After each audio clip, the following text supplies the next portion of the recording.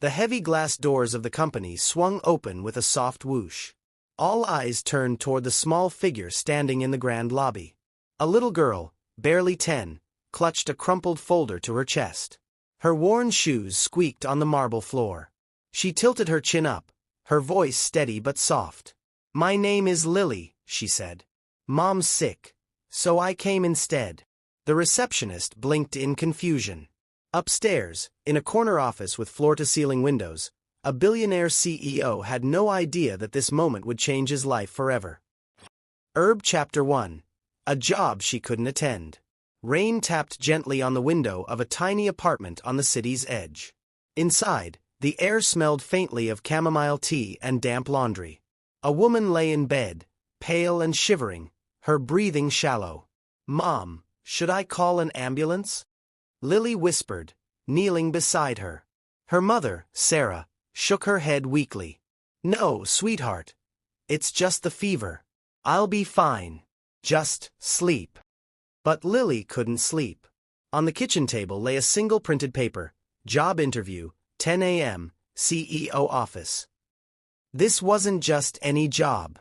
It was the kind that could change everything. A receptionist position at a massive corporation. A chance to finally leave behind nights of unpaid bills, eviction notices, and cold dinners. Her mom had spent the last of their bus money printing that resume. She had ironed her only blouse, practicing how to smile, how to shake hands. But now she couldn't even stand. Lily sat in silence, staring at the clock. 9 Uhr morgens. She remembered the nights her mother stayed up late sewing clothes for neighbors. The mornings she skipped breakfast so Lily wouldn't. "I can't let this chance go away," Lily whispered to herself. She put on her little red jacket, frayed at the sleeves, and grabbed the folder from the table. It was bigger than her hands. As she opened the door, her mom stirred. "Lily, where are you going?" Lily looked back, her eyes wide but determined. "Don't worry, Mom. I'll go for you." She didn't even know exactly what a job interview was. But she knew what hope looked like. And she couldn't let hers slip away. The city felt huge. The buildings rose like giants, their glass walls cold and unwelcoming. But Lily walked with small, determined steps. People rushed past her, umbrellas in hand. She got lost twice, but eventually found herself standing before a towering skyscraper with golden letters, Hawthorne Industries.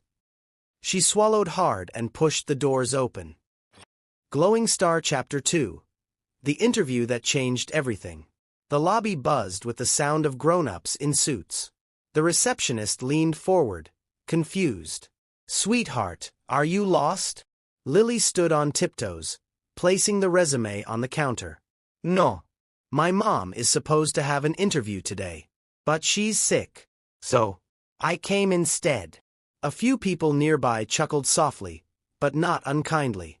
The receptionist hesitated, then picked up the phone. A few minutes later, the elevator doors opened, and out stepped Mr. Alexander Hawthorne, the CEO. He was known for being strict, cold, brilliant, a man who built an empire from nothing. He walked toward Lily, expecting. Well, he didn't know what to expect. "Who are you?" His voice was calm, but curious. "I'm Lily," she replied without flinching. "My mom really needs this job. She worked so hard for it. But she's sick. So I came to tell you, please don't give it away." The room fell silent. Alexander looked down at her small hands clutching the folder. Her shoes were soaked. Her hair stuck to her forehead. But her eyes, those eyes held something he hadn't seen in a long time. Courage. "Come with me," he finally said. He led her upstairs to the top floor. Instead of sending her away, he asked her to sit in the big chair opposite his desk. "Do you know what your mom does?" he asked gently. "She's good with people," Lily replied quickly. "She listens. She helps neighbors. She's the best at making everyone feel safe." The CEO leaned back, studying her. No rehearsed answers. No fancy words. Just truth. Why does she want this job so badly? Lily lowered her head. "So I can have a bed that's not next to a broken window." so she doesn't have to cry when she thinks I'm sleeping." A quiet gasp filled the room. One of the HR managers dabbed at her eyes. Alexander cleared his throat. Something inside him shifted. For years, he had built walls around his heart. Business was business. But this was real. "Lily," he said softly, "I think your mom deserves more than a chance. She deserves a future." He called his assistant.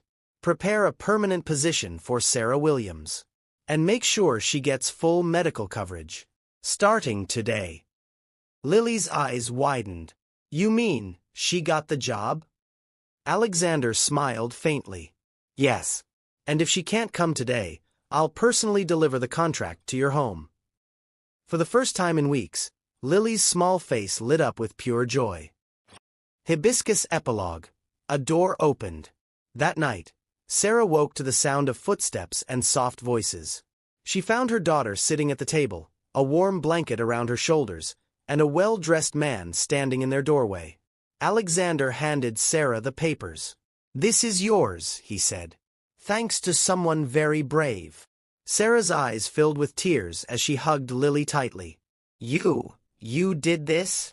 Lily buried her face in her mother's chest. "I didn't want you to lose hope." The CEO stood silently for a moment. It wasn't just a job he had given that night.